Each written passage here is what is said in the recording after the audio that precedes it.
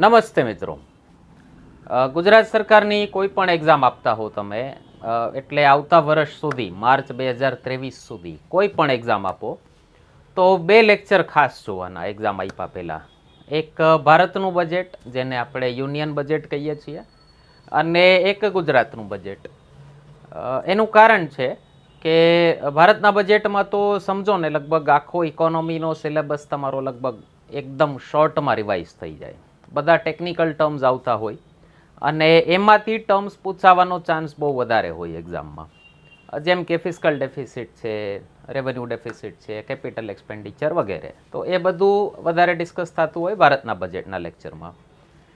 ગુજરાતના બજેટનું, સ્ટેટનું જે બજેટ હોય એમાં જાજા ઇકોનોમિક ટર્મ્સ નથી હોતા. એમાં મોસ્ટલી એ લોકો જેટલી પણ યોજના ચાલતી હોય ગુજરાત ગવર્મેન્ટની એ બધા માટે પૈસા ફાળવે. તો એનું એક લેક્ચર જોઈ નાખો તો બધી યોજના તમને એક પ્રિસાઇઝલી એક લેક્ચરમાં મળી જાય. પ્લસ ગુજરાતના ઇકોનોમિક આંકડા શું છે, ગયા વર્ષે શું કામ કર્યું હતું, અત્યારે કયું કામ ચાલુ છે, જે વધારે ન્યૂઝમાં રહેલું છે એ બધું ડિસ્કસ થતું હોય અને એમાંથી ક્વેશ્ચન્સ પૂછાવાના ચાન્સીસ ખૂબ વધારે હોય. કોઈ પણ ટાઈપની એક્ઝામ આપો તમે, ક્લાસ 1-2 આપો, નાયબ મામલતદાર, પોલીસ ઇન્સ્પેક્ટર કે તલાટી, ક્લર્ક, જુનિયર ક્લર્ક વગેરે, કોઈ પણ બધી એક્ઝામમાં એને લગતા ક્વેશ્ચન્સ પૂછાવાના ચાન્સીસ ખૂબ વધારે હોય. કોઈમાં ફિગર પૂછતા હોય, કોઈમાં વન લાઇનર પૂછતા હોય. અને મેઇન્સમાં એ બધી યોજનાઓ જો તમને ખ્યાલ હોય તો લખી શકો સારી રીતે કે સરકાર શું કામ કરે છે કોઈ પણ સમસ્યાના નિવારણ માટે. તો જોશો એટલે વધારે આઈડિયા આવી જશે. તો ચાલુ કરીએ આપણે. આપણા નવા ફાઇનાન્સ મિનિસ્ટર આવ્યા ગયા વર્ષે, જે નવી કેબિનેટ મુકાણી, એમાં નવા ફાઇનાન્સ મિનિસ્ટર આવ્યા કનુભાઈ દેસાઈ. એમનું પહેલું બજેટ છે. જસ્ટ એક માની લો તલાટી કે એવી એક્ઝામ આવે છે તો પૂછી શકે. સૌથી પહેલાં બજેટ જ્યારે પ્રેઝન્ટ કરે સરકાર તો સૌથી પહેલો એક આંકડો આપતી હોય કે ગુજરાતની ઇકોનોમીનું સ્ટેટસ શું છે. હવે આખા દેશનું એક વર્ષ દરમિયાનનું જે ઉત્પાદન હોય એને કહેવાય જીડીપી, ગ્રોસ ડોમેસ્ટિક પ્રોડક્ટ. ગુજરાતીમાં કહીએ આપણે એને કુલ ઘરેલું ઉત્પાદન અથવા ઉત્પાદ. એવી રીતે કોઈ સ્ટેટનું જે આર્થિક ઉત્પાદન હોય એક વર્ષની અંદરનું એને કહેવાય GSDP, gross state domestic product. Gujarat નથી, ગ્રોસ છે, કુલ રાજ્યનું ઘરેલું ઉત્પાદ.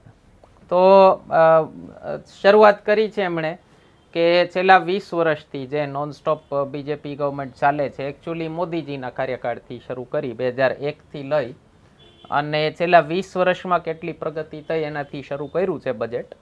તો 2001માં ગુજરાતની જીએસડીપી હતી 1,25,000 કરોડ, જે અત્યારે થઈ ગઈ છે 20 લાખ કરોડ. કોરોનાના કારણે થોડાક આંકડા નીચા છે, આ હજી વધુ હોઈ શકત આરામથી. પર કેપિટા ઇન્કમ, માથાદીઠ આવક, જેના ઉપર ખાસ નજર રાખવી. ભારત 5th લાર્જેસ્ટ ઇકોનોમી થઈ ચૂક્યું છે, છતાંય એ પૈસો તમને જમીન ઉપર ન દેખાતો હોય. તમે જીપીએસસી યુપીએસસીની તૈયારી કરો ત્યારે તમને ખબર પડે કે ઓકે, ભારત આટલો અમીર દેશ થઈ ચૂક્યો છે, પણ એ જમીન ઉપર તમને એટલું ન દેખાતું હોય. 5th લાર્જેસ્ટ ઇકોનોમી ભારત છે, ઇંગ્લેન્ડને પછાડી દીધું આપણે. તો ઇંગ્લેન્ડ કરતાં આપણું સ્ટાન્ડર્ડ ઓફ લિવિંગ બેટર થયું કે નહીં એ નહીં દેખાતું હોય તમને. તો એનું કારણ આ હોય, પર કેપિટા ઇન્કમ.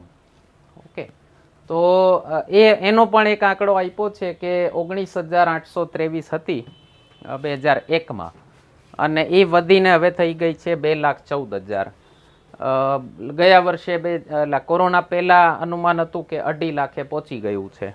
ઓકે, અને આને જો તમે ડોલર ટર્મ્સમાં કન્વર્ટ કરો તો પણ સારું છે. ભારતની નેશનલ એવરેજ લગભગ $1.5 લાખ રૂપિયા વર્ષના. ઓકે, પર કેપિટા ઇન્કમ વાર્ષિક ગણાતી હોય ઓલવેઝ.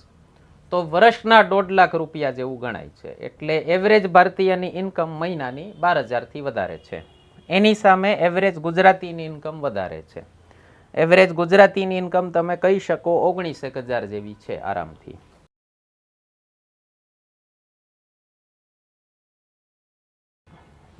માની લો તમે એવું વાંચો છાપામાં ક્યાંય કે ગોવાની પર કેપિટા ઇન્કમ 4-4.5 લાખ જેવી છે, દિલ્હીની આપણા કરતાં વધારે છે, 4 લાખ આસપાસ છે, ચંડીગઢની પણ એમ જ છે આસપાસ. તો એનું કારણ એક છે કે ગોવા, દિલ્હી અને ચંડીગઢની વસ્તી બહુ નાની છે. દિલ્હીની વસ્તી 2 કરોડ, ગુજરાતની વસ્તી 7 કરોડ. ઓકે, પ્લસ ગુજરાતનો એરિયા મોટો, ગુજરાતમાં ગ્રામ્ય વસ્તી વધારે હોય. ગોવા છે, દિલ્હી છે, ગોવા તો એકચ્યુઅલી એક સિટી જેવું જ કહી શકો તમે. રાજકોટ કરતાં ઓછી વસ્તી આખા ગોવાની છે. તો એને આદર્શ લઈને ન ચાલી શકાય. તમે જો અમદાવાદનો પોશ એરિયા ગણો કે સુરતનો પોશ એરિયા ગણો, ખાલી એટલાની જ વસ્તીની પર કેપિટા ઇન્કમ લ્યો તો બની શકે ગોવા કરતાં ક્યાંય આગળ હોય. ઓકે, એટલે ગોવા એવું છે કે આમ સિલેક્ટેડ છે, એટલે એમાં ન જવું. ચંડીગઢ પણ સિમિલર વસ્તુ છે. આખા ચંડીગઢની વસ્તી અમદાવાદ કરતાં ઓછી છે, તો એને યુનિયન ટેરિટરી છે એટલે અલગથી દેખાય. આપણે કમ્પેરિઝન કરવું જોઈએ ગુજરાતનું મોટા સ્ટેટ સાથે. બાકી આપણું પરફોર્મન્સ ખૂબ સારું છે પર કેપિટા ઇન્કમમાં, તો તમે 100% ગર્વ લઈ શકો. ભારતની પર કેપિટા ઇન્કમ ડોલર ટર્મ્સમાં કહું તો લગભગ $2000 પહોંચી ગઈ છે. અને આપણે મિડલ ઇન્કમ કન્ટ્રીમાં તો આવી ગયા છીએ. મિડલ ઇન્કમ કન્ટ્રીમાં પાછા 2 હોય છે, લોઅર મિડલ, અપર મિડલ. તો $4000 પહોંચશું એટલે અપર મિડલ ઇન્કમવાળા ગ્રુપમાં પહોંચી જશું. ચાઇના અત્યારે અપર મિડલ ઇન્કમવાળા ગ્રુપમાં છે. ચાઇનાની પર કેપિટા જીડીપી $10,000 છે, 5 ગણી છે. જીડીપી, કુલ જીડીપી પણ 5 ગણી છે આપણા કરતાં. અને એની સામે ગુજરાતને જોવો તો ઘણું સારું પરફોર્મન્સ છે. ગુજરાત તો $4000 બહુ વહેલું પહોંચી જશે. ઓકે, $4000 એટલે લગભગ 3 લાખ રૂપિયા, તો બહુ ઝાઝા દૂર નથી. ઓકે, તો કદાચ બની શકે 2-3 વર્ષમાં આપણે ક્રોસ કરી જઈએ એને. ઓકે, જીએસડીપીનો ગ્રોથ એસ્ટિમેટ આપ્યો છે 13%. છેલ્લા લગભગ 15 વર્ષથી આપણે 10% પ્લસનો ગ્રોથ ગયો હતો. ગયા વર્ષે કોરોનાના કારણે ડાઉન ગયું હતું. આ વખતે ફરીથી રિવાઇવ થઈ ગયું છે. ભારતની ઇકોનોમીમાં વી શેપ ગ્રોથ આવ્યો કે નહીં એમાં હજી ડાઉટ છે, પણ ગુજરાતમાં કહી શકો તમે આર્ગ્યુએબલી કે ગુજરાતમાં ઇકોનોમીનો ગ્રોથ વી શેપ આવી ગયો છે. વી શેપ એટલે શું હોય? પેલો ગ્રાફ તમે જોયો હોય તો આમ ધડામ કરતો નીચે જાય, પાછો ધડામ કરતો ઉપર જાય, તો એને કહેવાય વી શેપ. અને નીચો જાય પછી જરાક આમ ધીમે ધીમે જાય, તો આમ લીટી ખેંચો તો આ કે જેવો દેખાશે અને આ વી જેવો દેખાય છે. તો એક ડિબેટ છે કે ભારતનો ગ્રોથ વીમાં ગયો કે નહીં. ભારતનો તો હવે ઓલમોસ્ટ કેની નજીક પહોંચી ગયો છે. આર્ગ્યુએબલી તમે કહી શકો ગુજરાતનો ગ્રોથ વી શેપે પહોંચી ગયો છે. ઓકે, બીજો એક આંકડો હોય જેને કહેવાય બજેટનું ખાતું, બજેટનો હિસાબ. એટલે તમારું બજેટ સરપ્લસ વાળું છે કે ડેફિસિટ વાળું છે. તો કોઈ બજેટમાં ઇન્કમ માઇનસ એક્સપેન્સીસ કરો, આવક માઇનસ ખર્ચ કરો, તો એ બજેટનું તમને બેલેન્સ મળે. એટલે જો આ પ્લસ હોય તો એને કહેવાય સરપ્લસ. ગુજરાતીમાં કહીએ આપણે પુરાંતવાળું બજેટ. અને જો આ માઇનસ હોય એટલે કે ખર્ચ વધારે હોય આવક કરતાં, તો એને કહેવાય ડેફિસિટ. ગુજરાતીમાં કહીએ આપણે કે ખાધવાળું બજેટ છે. તો ગુજરાત એક એવું સ્ટેટ છે કે જે વર્ષોથી લગભગ છેલ્લા 15 વર્ષથી સરપ્લસ બજેટ આપતું હતું, પુરાંતવાળું બજેટ આપતું હતું. કોરોનાના કારણે એ આપણી પેલો સિલસિલો તૂટ્યો સરપ્લસનો, અને ગયા વખતે ડેફિસિટવાળું બજેટ આપ્યું આપણે. 2020-21માં એસ્ટિમેટ હતું સરપ્લસનું 6800 કરોડનું, કે આટલી સરપ્લસ થશે એટલે આટલો નફો કરશે. એની સામે ડેફિસિટ થઈ ગઈ, ખાધ થઈ, ખોટ ગઈ 160 કરોડની, 161 કરોડની. તો 2021-22માં સરપ્લસનો એસ્ટિમેટ હતો 587 કરોડનો, અને એ હવે સરપ્લસનો એસ્ટિમેટ છે 6300 કરોડ. એટલે તમે જોઈ શકો છો ડાયરેક્ટલી આ સરપ્લસ ગયા 2020-21ની જગ્યાએ 1 વર્ષ કેરી ફોરવર્ડ થઈ ગયું. બીજી રીતે જોવો તો તમને એ આઈડિયા આવે કે ગુજરાતની ઇકોનોમીને માત્ર 1 વર્ષનું નુકસાન ગયું કોરોનાના કારણે. ઓકે, થોડુંક સિમ્પ્લિફાઈ કરીને સમજાવું તમને, વધારે ટેકનિકલ ડિટેલ્સમાં હું નથી જતો અત્યારે. કે જે આ વર્ષે સરપ્લસ થવાનું હતું એ 2020-21માં ન થયું ને 21-22માં થયું. એની જગ્યાએ 20-21 એક જ વર્ષ આપણું ખોટવાળું ગયું. થોડુંક જો પોઝિટિવ રીતે તમારે આશાવાદી રીતે જોવું હોય બજેટને તો. આવતા વર્ષનું 22-23નું સરપ્લસનો એસ્ટિમેટ છે 668 કરોડ. ઓકે, તો સારા ન્યૂઝ કહેવાય એ પણ.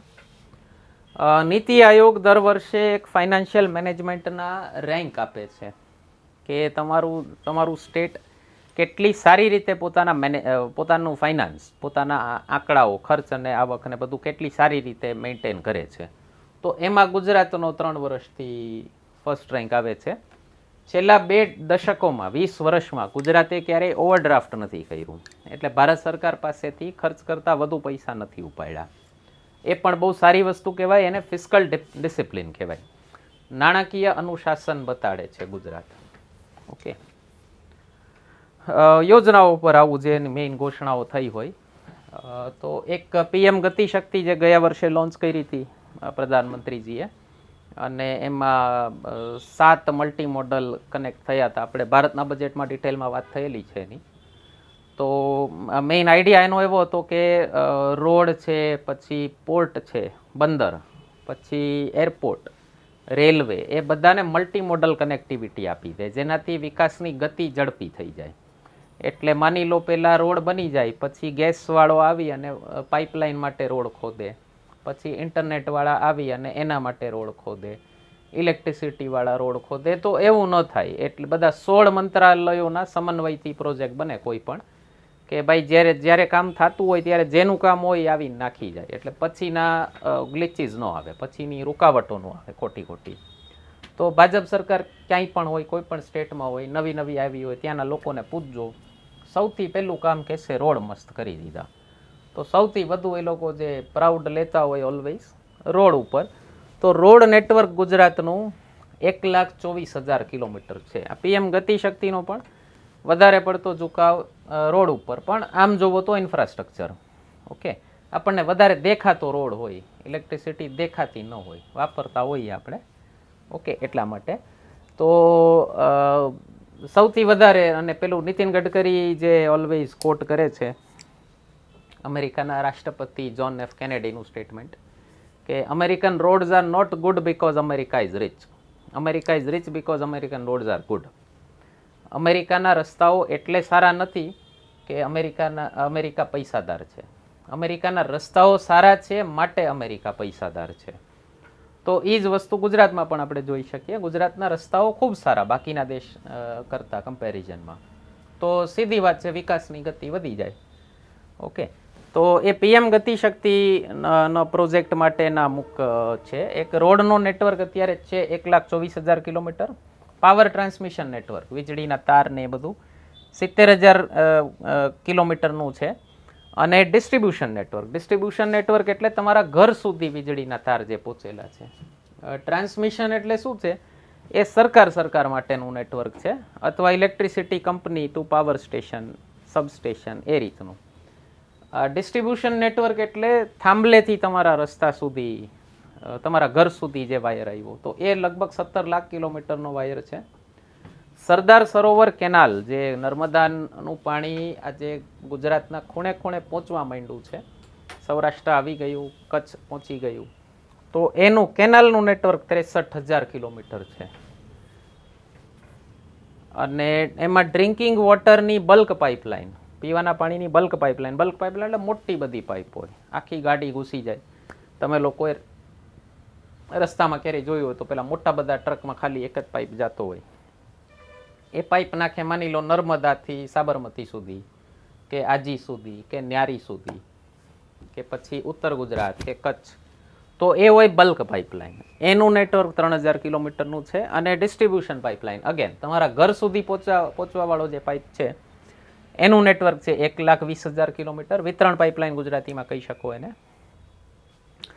40 બંદરો છે ગુજરાતમાં, નાના મોટા, બહુ મોટો કહેવાય. 40 જે બંદરોમાંથી ભારતનો એક્સપોર્ટ ઇમ્પોર્ટનો લગભગ 22% માલ ગુજરાતમાંથી જાય છે. એટલે ગુજરાત એકલું ભારતનું 22% એક્સપોર્ટ માલની દ્રષ્ટિએ ગુજરાતના બંદરોએથી જાય છે. ઇન્ડિયામાં પહેલો રેન્ક છે. ઓકે, બીજું એક કીધું છે, ભારતનું પહેલું બુલિયન માર્કેટ ગિફ્ટ સિટીમાં બન્યું છે, આપણે ગાંધીનગરમાં જે છે, Gujarat International Finance Tech City. અને એમાં ગોલ્ડ અને સિલ્વરની ટ્રેડિંગ થશે. પેલો જે વાયદા બજાર જે આપણે કહેતા હોય એ સોના ચાંદીમાં વાયદા બજાર ભારતનું પહેલું માર્કેટ એવું છે કે જ્યાં તમે કરી શકશો. હજી સુધી આપણે ફોરેન માર્કેટ્સમાં જ કરતા હતા, તો ડોલરના અને કન્વર્ઝન રેટ અને એમાં આપણા ઇન્વેસ્ટરને નુકસાન જાય ને બધું થતું હોય. હવે ભારતમાં જો બની જાય તો બીજા દેશો પણ ભારતમાં આવીને રોકાણ કરશે. Okay, FDI foreign direct investment, વિદેશી નિવેશ, એ ગુજરાતમાં આવ્યું છે 2020-21માં 1,63,000 કરોડ, જે આખા ભારતના ટોટલ FDIનો 37% છે. એટલે અગેન આમાં પણ ગુજરાત પહેલો નંબર છે. બહુ સારી વાત કહેવાય, ગર્વ લઈ શકો તમે. બીજું એક લીડ્સ ઇન્ડેક્સ કરી અને ગુજરાત સરકાર પબ્લિશ કરે છે. એનું ફૂલ ફોર્મ થાય છે logistic is across different states. Leads, logistic એટલે માલ સામાન. ઓકે, એનો ઇન્ડેક્સ છે. કોમર્સ એન્ડ ઇન્ડસ્ટ્રી મિનિસ્ટ્રી, ઉદ્યોગ મંત્રાલય એનું રેન્કિંગ આપે છે, વાણિજ્ય અને ઉદ્યોગ મંત્રાલય. તો એમાં ગુજરાતનો રેન્ક પહેલો આવે છે છેલ્લા 3 વર્ષથી. અને એમાં પેરામીટર શું છે એના માપદંડો, તો કે રોડ, રેલવે, પછી મલ્ટીમોડલ કનેક્ટિવિટી કેટલી સારી છે, આપણે જે ગતિશક્તિમાં વાત થઈ, વેર હાઉસિંગ ફેસિલિટી કેટલી સારી છે તમારા સ્ટેટમાં, પછી સિંગલ વિન્ડો ક્લિયરન્સ કેટલી ઝડપથી મળે છે, કેટલો માલ તમારો કેટલો અટકી જાય છે રસ્તા ઉપર, અને કેટલું એને ઇઝ ઓફ મુવમેન્ટ મળે છે. તો રેડ ટેપિઝમ કેટલું ઓછું છે, સરકારી હસ્તક્ષેપ કેટલો ઓછો છે, વેપારીઓને સરળીકરણ કેટલું થાય છે માલની હેરફેર કરવાની તમારા સ્ટેટમાંથી. તો એમાં ગુજરાતનો રેન્ક પહેલો આવે છે. ઓકે, એક બીજું નોટ કરી શકો છો, યુપીનો સૌથી વધારે રેન્ક ઇમ્પ્રૂવ થયો છે છેલ્લા થોડાક વર્ષોમાં. 13મો હતો, એની જગ્યાએ 6ઠો આવી ગયું છે સીધું. તો બહુ સારું ઇમ્પ્રુવમેન્ટ. બીજું એક ઉત્તરાખંડે કર્યું છે, એક ઝારખંડે કર્યું છે. ઓકે, સેકન્ડ થર્ડમાં પણ રેન્ક્સ જોઈ શકો છો. એક કૌશલ્ય યુનિવર્સિટી ગુજરાતમાં બની છે, સ્કિલ યુનિવર્સિટી. સ્કિલ ડેવલપમેન્ટ ઉપર મોદીજી પણ ખૂબ જોર આપે છે, કારણ કે નીડ ઓફ ધી આર છે. તમે કદાચ ધ્યાન હોય, કદાચ ન હોય, હમણાં ક્લાસમાં ડિસ્કશન થતું હતું તો મને ખ્યાલ આવ્યો કે છોકરાઓને ખબર જ નથી. આપણા એન્જિનિયરિંગના ગ્રેજ્યુએટ, MBAના ગ્રેજ્યુએટ એમ્પ્લોયેબલ નથી હોતા. એમ્પ્લોયેબલ એટલે એમાં એક સ્ટુડન્ટને ડાઉટ હતો તો મને ખ્યાલ આવ્યો કે એને શબ્દ જ નથી સમજાયો. એમ્પ્લોયેબલ એટલે તમે ગ્રેજ્યુએટ થઈ ગયા પછી તમે કોઈ કામ કરવાને લાયક નથી. એમ તમને કોઈ કામ આપી દે તો આવડતું કાંઈ ન હોય. મિકેનિકલ એન્જિનિયર થયો હોય તો એને મશીન વિશે કાંઈ આવડત ન હોય, ઇલેક્ટ્રિકલ એન્જિનિયર, IT એન્જિનિયર, ટૂંકમાં એની ટ્રેનિંગ બધી આખી ઇન્ડસ્ટ્રીમાં જ થાય છે. તો MBAમાં પણ 93% ગ્રેજ્યુએટની એમ્પ્લોયેબિલિટી નથી હોતી, એટલે બિચારાને આવડતું કાંઈ નથી હોતું. ઓકે, જોબ ઉપર લાગ્યા પછી શીખો એ વ્યાજબી ન કહેવાય ને. તો કોલેજનું કામ શું હતું, અને જો નહોતું કંઈ કામ લાગવાનું, ખાલી થિયરી જ ગોખવાની હતી, તો પછી 2 વર્ષ બગાડ્યા શું કામ, 4 વર્ષ એન્જિનિયરિંગના, 2 વર્ષ MBAના, અને લાખો રૂપિયા શું કામ બગાડ્યા. અમુક કોર્સીસની ફીસ તો 40-50 લાખ સુધી જતી હોય છે, તો શું કામ બગાડ્યા. તો એના માટે એક સ્કિલ ડેવલપમેન્ટની યુનિવર્સિટી બનાવી છે, ખાસ એના ઉપર જ રિસર્ચ કરવા કે કેટલું સારી રીતે થઈ શકે. સ્કિલ ડેવલપમેન્ટ બહુ જરૂરી છે. હા, એ નહીં કરીએ તો ખાલી બધા ડિગ્રીના કાગળિયા લઈને ફરીએ છીએ, એની કોઈ વેલ્યુ નથી. તો 16 જાન્યુઆરીને મોદીજીએ નેશનલ સ્ટાર્ટઅપ ડે તરીકે મનાવવાનો ચાલુ કર્યો છે. સ્ટાર્ટઅપ એટલે કોઈક અલગ આઈડિયાથી ચાલતો બિઝનેસ હોય, ઓછું ઇન્વેસ્ટમેન્ટ જોતું હોય, ગ્રો ફટાફટ કરી શકે. મોસ્ટલી બધા ઇન્ટરનેટ ઉપર ચાલતા હોય છે સ્ટાર્ટઅપ. એના માટે ગુજરાત સરકારે એક નવી પોલિસી બનાવી છે, student startup and innovation policy 2.0. શોર્ટમાં કહે છે એને SSIP. 35 વર્ષથી નાના કોઈ ઉદ્યોગકાર હોય, ઉદ્યમી હોય, કોઈને વેપાર ચાલુ કરવો હોય, આંત્રપ્રિનર, તો એને સપોર્ટ આપશે ગુજરાત સરકાર. કોને, જેમાં, અને બહુ મોટી ડેફિનિશન કરી નાખી છે, સપોર્ટ કોને આપશે એમાં. જે સ્ટુડન્ટ છે 12મા સુધીનો, અથવા ડિપ્લોમાનો સ્ટુડન્ટ છે, અથવા વોકેશનલ કોર્સ એટલે પહેલાં ITI ને એ બધા કરતા હોય, અથવા અંડર ગ્રેજ્યુએટ છે, ગ્રેજ્યુએશન ચાલુ છે, પોસ્ટ ગ્રેજ્યુએટ થઈ ગયું છે, PhD છે, અથવા એલ્યુમનસ છે. એલ્યુમનસ એટલે એક સ્ટુડન્ટ છે, અથવા ડ્રોપ આઉટ છે. ડ્રોપ આઉટ છે એટલે ચાલુ કરીને મૂકી દીધું છે. ટૂંકમાં તમે એકેય દિવસ સ્કૂલમાં ગયા હો, 35 વર્ષથી નાના હો, તો તમે આ સ્કીમ માટે એલિજિબલ છો, કારણ કે ડ્રોપ આઉટ કીધું છે. એક દિવસ પણ ગયા હો તો ડ્રોપ આઉટ કહેવાય તમે. તો એસઆઈપી 1.0 ચાલુ કરી હતી ગુજરાત સરકારે 2017થી 21માં, અને એમાં 100 કરોડ રૂપિયાની જોગવાઈ હતી 5 વર્ષ માટેની. આમાં 200થી 500 કરોડની જોગવાઈ છે, અને એ અમલમાં રહેવાની છે 2022થી 2027 સુધી, 5 વર્ષ સુધી અમલમાં રહેવાની છે. એટલે શું હોય, કોઈ આઈડિયા તમે આપો ગુજરાત સરકારને, સારો લાગે તો તમને મદદ કરી શકે. હવેના બધા ફ્યુચરના પ્રોસ્પેક્ટ્સ ઉપર મોદીજીનું ખૂબ ધ્યાન છે. ગુજરાત સરકાર મોદીજીના વિઝન ઉપર જ ચાલે છે ટોટલી, એ લોકોએ ખુદ કીધેલું છે. એટલે નવા એરિયાઝમાં એ જે નવા બિઝનેસીસ ડેવલપ થશે, એમાં નવા એવેન્યુઝમાં, નવા પ્રોસ્પેક્ટમાં એક ખાસ ઉભરતી ફિલ્ડ જે ડ્રોન, ગુજરાતના છોકરાઓ ખૂબ આગળ છે ડ્રોનમાં. તમે જોયું હશે લગ્નમાં, આજ તો હવે તો જૂનું થઈ ગયું, 4-5 વર્ષ પહેલાં ચાલુ થયું હતું જ્યારે લગ્નમાં ડ્રોનથી ફોટા પાડવાના. તો આમ આપણે એમ થાય કે ગુજરાતના છોકરાઓ ભણવામાં બહુ આગળ ન હોય, પણ ટેકનોલોજીમાં સારું ભેજુઅલ લાવી લે છે. હા, તો ડ્રોન રિસર્ચ અને ડેવલપમેન્ટ સેન્ટર બનાવવાની છે ગુજરાત સરકાર, જેનું ફોકસ હશે એવા ડ્રોન્સ બનાવવાનું જે ડ્રોનની ઉપયોગિતા હોય એગ્રીકલ્ચરમાં, લેન્ડ મેજરમેન્ટમાં. લેન્ડ મેજરમેન્ટ માટેની એક સ્કીમ ચાલે છે ભારત સરકારની, નામ છે સ્વામિત્વ યોજના. આપણે એક અલગથી વિડીયો મૂકેલો છે, એનો ગયા વર્ષના બજેટમાં પણ ડિસ્કસ થયું હતું. ડ્રોનથી જમીનનું મેપિંગ કરી અને જમીનના કાગળિયા બનાવીને આપે સરકાર. તો ઘણા બધા હેતુ છે એના માટે. એક તો તમને કાગળિયા મળી જાય તો ખેડૂતને લોન મળી શકે, સામે કોલેટરલ પ્રોપર્ટી રાખવા કોઈ હોય તો. બીજું, ઓલી ફરજી જમીન પચાવી પાડી, પાડોશી હારે ઝઘડો થયો, અથવા સરકારની જમીન તમે પચાવી પાડી, એ બધું કેન્સલ થઈ જાય. હેલ્થમાં પણ એ ડ્રોનનો ઇન્ફ્રાસ્ટ્રક્ચરના કામમાં, લો એન્ડ ઓર્ડર વગેરેમાં એ બધા ડ્રોનનો ઉપયોગ થાય એવું રિસર્ચ સેન્ટર બનાવવાની છે ગુજરાત સરકાર.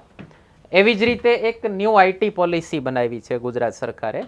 ગઈ આઈટી પોલિસીમાં બહુ ખાસ રિટર્ન ન મળ્યું, જે ધાર્યું હતું એટલું સારું પરફોર્મન્સ ન મળ્યું. તો વર્લ્ડ ક્લાસ આઈટી ઇન્ફ્રાસ્ટ્રક્ચર બનાવશે, અને ગોલ છે એનો કે અત્યારે આઈટી રિલેટેડ આપણા એક્સપોર્ટ છે.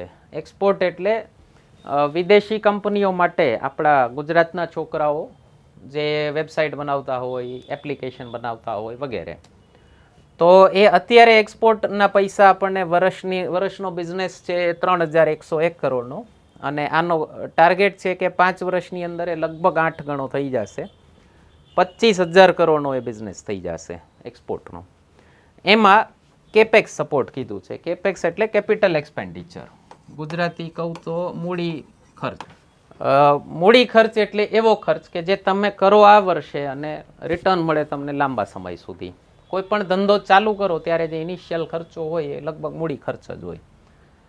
ઓફિસ લ્યો, મશીનરી લ્યો, ઓકે, બધું આખું સેટઅપ એસ્ટાબ્લિશ કરો, વાહનની જરૂર પડે તો એ લ્યો, તો એ બધો કહેવાય કેપિટલ એક્સપેન્ડિચર. તો જે મૂડી રોકાણ છે એમાં ખર્ચ વધારી 1 કરોડથી વધારી અને 200 કરોડ સુધીનો કરી નાખ્યો છે. ઓકે, અને 250 કરોડથી ઓછું ઇન્વેસ્ટમેન્ટ હોય તમારી યુનિટનું, તો એમાં ગુજરાત સરકાર આપશે 25% ખર્ચ અથવા 50 કરોડ. એટલે 200 કરોડનું રોકાણ હોય તો ગુજરાત સરકાર આપશે 50 કરોડ, કારણ કે 25% થઈ જાય. 160 કરોડનું રોકાણ હોય તો ગુજરાત સરકાર આપશે 40 કરોડ, કારણ કે એના 25% થાય 40 crore, which ever is more. અને જો 250 કરોડનું રોકાણ હોય તો એના 25% 62 કરોડ જેવા થાય, તો એમાં 62 કરોડ નહીં આપે, એમાં 50 જ કરોડ આપશે. 50 જ એટલે વાતો થાય કહેવાની, 50 કરોડ ગણા કહેવાય. બીજો એક ખર્ચો કહેવાય ઓપરેશનલ એક્સપેન્ડિચર. ઓપરેશનલ એક્સપેન્ડિચર એટલે રોજબરોજના ધંધાના જે ખર્ચા હોય, ઇલેક્ટ્રિસિટી, સેલેરી, એડવર્ટિઝમેન્ટ વગેરે વગેરે. એમાં 15% જેટલો આપશે 5 વર્ષ સુધી, અને એની રેન્જ રહેશે 20થી 40 કરોડની. બહુ સારું કહેવાય. સ્ટાર્ટિંગમાં કોઈ ધંધો ચાલુ કરો તમે તો આની પણ બહુ જરૂર પડતી હોય. ઘણી વખત શું કરે વેપારી, મૂડી તો ક્યાંકથી ભેગી કરીને નાખી દે, આ ન હોય તો ધંધો જ ન ચાલે, તો પછી ખોટ ખાઈને બંધ કરવો પડે. તો જે હેતુ છે આપણો બિઝનેસ વધારવાનો એ ન થાય. તો 5 વર્ષ સુધી આપવાના છે 15%, બહુ સારું કહેવાય. બીજું તમે બિઝનેસ ચાલુ કરો એટલે એમાંથી એમ્પ્લોયમેન્ટ જનરેટ થાય, રોજગારી આપશો બીજા લોકોને, તો એના માટે સરકાર ઇન્સેન્ટિવ આપશે. ઇન્સેન્ટિવ એટલે વળતર, રોજગાર ના સર્જન કરવાનું વળતર આપશે તમને. અને એ કેટલું વળતર છે તો 50% તમારી સેલેરી 1 મહિનાની, એટલે તમે જેટલા એમ્પ્લોય રાખ્યા છે, માની લો 5 એમ્પ્લોય રાખ્યા હોય, એની એક કન્ડિશન છે, એને 1 વર્ષ સુધી જો તમે રાખી મૂકો, એ એમ્પ્લોયને રાખો, અને એ કન્ડિશન લોકલ હોવો જોઈએ, એટલે ગુજરાતનો હોવો, એ એમ્પ્લોય લોકલ હોવો જોઈએ, એટલે ગુજરાતનો હોવો જોઈએ. એટલે માની લો તમારા ધંધામાં 10 લોકો તમે રાખ્યા, એમાંથી 5 ગુજરાતના છે, 5 બહારના છે. બહારના લોકો માટે તમને નહીં મળે આ ઇન્સેન્ટિવ. 5 ગુજરાતીઓને જો 1 વર્ષ સુધી તમારા ધંધામાં રોજગારી આપી તમે, તો એ વર્ષ પછી એની 1 મહિનાની જેટલી સેલેરી થતી હોય, માની લો 20,000 રૂપિયાની સેલેરીથી રાખ્યા હોય, તો 50% ગુજરાત આપશે તમને 1 વર્ષ પછી. એટલે 10,000 રૂપિયા તમે તમારા એમ્પ્લોયીને બોનસ આપી શકશો, અથવા તમે રાખી શકો, જેવી કન્ડિશન. તો એટલું એક ગુજરાતના છોકરાઓને એ આઈટી ઇન્ડસ્ટ્રીમાં એમ્પ્લોયમેન્ટ મળે એના માટેની જોગવાઈ કરી છે. બીજું, મહિલા કર્મચારીઓ રાખો તો એનો જે પ્રોવિડન્ટ ફંડ જે કંપનીએ ભરવાનો થતો હોય, એ પ્રોવિડન્ટ ફંડ 100% આપશે ગુજરાત સરકાર, પુરુષ કર્મચારીનો 75% આપશે. બીજું છે, જો આઈટી સિટીમાં અથવા ટાઉનશીપમાં એ આઈટી ફર્મ ખોલો, જેમ કે ઢોલેરા નવું ચાલુ થયું છે, ઓકે, જે નવા ગુજરાત સરકારના નવા યુનિટ્સ ચાલુ થયા છે, ત્યાં જો તમારી આઈટી ફર્મ ચાલુ કરો તો કેપિટલ સપોર્ટ તમારો વધીને થઈ જશે 100 કરોડ. રાજકોટમાં કરો તો 50 કરોડ, અમદાવાદમાં કરો તો 50 કરોડ મેક્સિમમ, ઢોલેરા કરો તો 100 કરોડ. ઓકે, ટર્નઓવર ટાર્ગેટ આ આઈટી પોલિસીથી છે કે 5 વર્ષની અંદર ગુજરાતમાં આઈટીનું ટર્નઓવર લગભગ તમે જોઈ શકો 10 ગણા કરતાં વધારેનો ટાર્ગેટ છે. અત્યારે વર્ષે 7,000 કરોડની ઇન્ડસ્ટ્રી છે આઈટીની, અને એનો ટાર્ગેટ છે 75,000 કરોડે પહોંચાડવાનો. એવી જ રીતે એક બીજી પોલિસી બનાવી છે, એ છે બાયોટેકનોલોજી પોલિસી, બીટી પોલિસી પણ કહેવાય છે. ઓલી આઈટી પોલિસી, આ બીટી પોલિસી. ઓકે, તો એમાં જે એરિયા ઓફ રિસર્ચ છે, બાયોપ્લાસ્ટિક્સ, ડિગ્રેડેબલ પ્લાસ્ટિક, અત્યારે પ્લાસ્ટિકનું પ્રદૂષણ એક મોટી સમસ્યા છે. જીન સ્પ્લાઇસિંગ અને stem cell therapy. Stem cell therapy આવનારા સમયમાં ખૂબ આપણે બહુ જરૂર પડશે એની. આખા ઓર્ગન્સ જ નવા બની જાય છે સ્ટેમ સેલથી. ઓકે, જુગાડ ટેકનોલોજી આપણી વર્લ્ડ ફેમસ છે. તો આવું એક ટ્રેક્ટર નાનકડું બનાવ્યું છે અમુક ખેડૂતોએ, બુલેટનું એન્જિન લઈ અને પાછળ 2 પૈડા ફિટ કરી દીધા. તો એ ટ્રેક્ટરને પાછું નામે આપ્યું છે સનેડો ટ્રેક્ટર, આપણો કાઠિયાવાડી શબ્દ છે. તો એ સનેડો ટ્રેક્ટરને પ્રમોટ કરશે, અને એના માટે 10 કરોડ રૂપિયા બજેટમાં આપ્યા છે. બીજું એક હની રેવોલ્યુશન ભારત સરકારનું ચાલે છે બી કીપિંગ માટે, ખેડૂતોની આવક ડબલ કરવા માટેનો જે મોદીજીનો પ્લાન છે. ખેતરની સાઇઝ બહુ નાની છે ભારતમાં, લગભગ 2.5-3 હેક્ટર જેવી એવરેજ સાઇઝ છે. તો એમાં પેટ ન ભરાય, કાં તો ખાલી પેટ ભરાય. ઓકે, સારી લાઈફસ્ટાઈલ ન જીવી શકે ખેડૂત. તો પછી ખેતરની અંદર એક નાનકડો કટકો કાઢી અને બહુ જાજી જગ્યા પણ ન રોકે, અને ત્યાં મધમાખીનો મધપૂડો, એટલે હની બી બ્રીડિંગ, એ મધમાખીનું બ્રીડિંગ કરી શકે, પછી એમાંથી મધ કાઢી શકે, એની ટ્રેનિંગ આપે છે અત્યારે. તો એના માટેનું એક રિવોલ્યુશન કે છે હની રિવોલ્યુશન. અને નીતિન ગડકરીજીએ અગેન કીધું હતું કે અમારો પ્લાન છે કે તમને જે બહાર કોફી પીવા જાઓ, માની લો પ્લેનમાં કે ઓલી લક્ઝરી ટ્રેનમાં કોફી પીવો, તમે ચા પીવો, તો ભેગી શુગરનું પેકેટ આપે. એણે કીધું અમારો પ્લાન છે કે એ ખાંડની જગ્યાએ હની ક્યુબ આપે, એટલે તમે ચામાં મધ નાખો, તમારી હેલ્થ માટે સારું, ફેટ ન કરે હની. ખાંડ તો સીધી ચડી જાય પેટ ઉપર, કોલેસ્ટ્રોલને બધી જે તકલીફ હોય, તો મધની ગુડ શુગર કહેવાય છે. ઓકે, તમારી હેલ્થ માટે પણ સારું અને ખેડૂતને પણ પૈસો મળે. તો એના માટે હની રિવોલ્યુશન કરે છે ગુજરાત સરકાર. એક ગુજરાત પ્રાકૃતિક કૃષિ વિકાસ બોર્ડ, બધું કનેક્ટેડ છે, એ પણ એક બનાવવાનું છે, જેનાથી ઓર્ગેનિક ફાર્મિંગ કઈ રીતે થાય એના ઉપર રિસર્ચ કરાશે, એના ઉપર વધારે ફોકસ કરાશે. બીજું, સેન્ટર ઓફ એક્સિલન્સ 3 બનાવવાના છે હોર્ટિકલ્ચર માટે. હોર્ટિકલ્ચર એટલે ફળ અને શાકભાજી. તો અગેન ખેડૂત પોતાના ખેતરમાં એક કટકામાં જો શાકભાજી કે ફળ વાવી નાખે તો 12 માસ પૈસા મળે એમાંથી. મતલબ અલગ અલગ ફ્રૂટ્સ રાખે એવી રીતના ફ્રૂટ રાખી શકે કે જ્યારે એનો પાક ન હોય ત્યારે ઓલામાંથી પૈસા મળી જાય. ઓકે, તો એના માટે 3 સેન્ટર ઓફ એક્સેલન્સ બનાવવાના છે, અમદાવાદ, જામનગર અને ખેડામાં.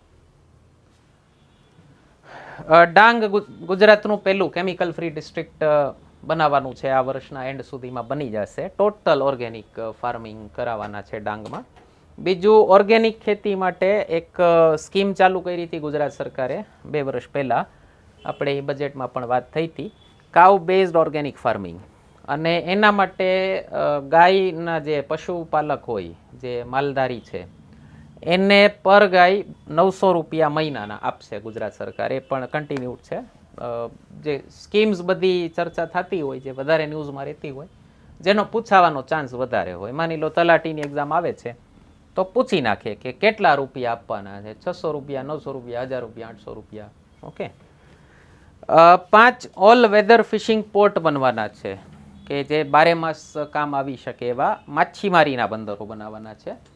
નવા બંદર ઉના એટલે ગીર સોમનાથ, વેરાવળ 2, માધાવળ માધાવળ છે જુનાગઢમાં, પોરબંદર 2 અને સૂત્રાપાડા અગેન ઉનામાં.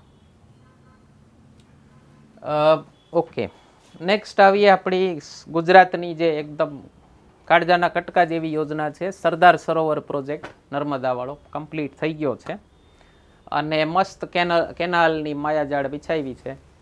આપણે એક અલગથી વિડીયો મૂક્યો છે એના ઉપર, તમારી અહીંયા લિંક આવી ગઈ હશે અથવા ડિસ્ક્રિપ્શનમાં પડી હશે. જોજો, બહુ મસ્ત પ્રોજેક્ટ છે. એટલે મજા આવશે તમને જાણીને કે વાહ, શું મસ્ત કામ કર્યું છે. લગભગ કામ એના કમ્પ્લીટ થઈ ગયા છે. અને એનાથી અચીવમેન્ટ શું થયું? ઇરિગેશન ફેસિલિટી એટલે કે સિંચાઈની સુવિધા 69 લાખ હેક્ટર જમીનમાં પહોંચી ગઈ છે, જે ગુજરાતની કુલ વાવેતરની જમીનના 50% છે. બહુ મોટો આંકડો કહેવાય. અગેન ભારતમાં પહેલો નંબર છે ગુજરાતનો, આટલી વધારે જમીનમાં સિંચાઈ યોજના પહોંચી ગઈ હોય એનો. સૌની યોજના એક જે ઘણા ટાઈમથી બહુ ચર્ચામાં છે, આખું ફૂલ ફોર્મ થાય છે એનું સૌરાષ્ટ્ર નર્મદા અવતરણ યોજના. નર્મદાનું સૌરાષ્ટ્રમાં અવતરણ કરાવનાર યોજના. તો સૌની યોજનાના પણ મોટા ભાગના પ્રોજેક્ટ્સ કમ્પ્લીટ થઈ ગયા છે એનાથી. અને આ સરદાર સરોવરના બધા ટોટલ પ્રોજેક્ટ્સ ગણી અને લગભગ 53 જળ સંગ્રહ રિઝર્વોયર, ઓકે, 53 જળાશયો, 130 તળાવ અને 800 જેવા ચેક ડેમમાં નર્મદાનું પાણી અત્યારે પહોંચતું થઈ ગયું છે. કચ્છમાં હવે સિંચાઈ ઉપર વધારે ઝુકાવ છે, કારણ કે કચ્છની જમીન જેને આપણે બંજર કહી અને ડિસ્કાર્ડ કરી દીધી હતી, હવે એ કચ્છની કેરી કયો કે ખારેક કયો કે બધું ખૂબ આપણે ડિમાન્ડમાં આવવા માંડ્યું છે, કમલમ ફ્રૂટ ને બધું. તો કચ્છને 4400 કરોડ લગભગ સિંચાઈ માટેના બજેટમાં આપ્યા છે. અને નવી યોજના બજેટમાં ઘોષણા કરી છે કે કચ્છમાં 1,14,000 કરોડ હેક્ટરની સિંચાઈ યોજના સિંચાઈ અપાશે આટલી જમીનમાં, કચ્છના 6 તાલુકામાં. એક ઉત્તર ગુજરાત માટે જે નર્મદાનું પાણી પહોંચાડવાની યોજના છે એનું નામ છે સુજલામ સુફલામ યોજના. ઓકે, કદાચ માની લો નર્મદાની જ યોજનાના મેચ એવી બી પૂછાઈ જાય. સૌરાષ્ટ્ર માટેની તો નામ જ છે સૌની યોજના, ઉત્તર ગુજરાત માટેની છે સુજલામ સુફલામ યોજના. અને સુજલામ સુફલામ યોજનામાં આ વર્ષે પાટણ અને બનાસકાંઠા જિલ્લામાં સિંચાઈ યોજના પહોંચાડવાનું કામ ચાલુ કરવાનું છે. સાબરમતી નદી ઉપર 2 બેરેજનું કામ ચાલે છે. બેરેજ એટલે છીછરો એવો ડેમ હોય. ઓકે, ઘણા બધા હેતુ હોય એના.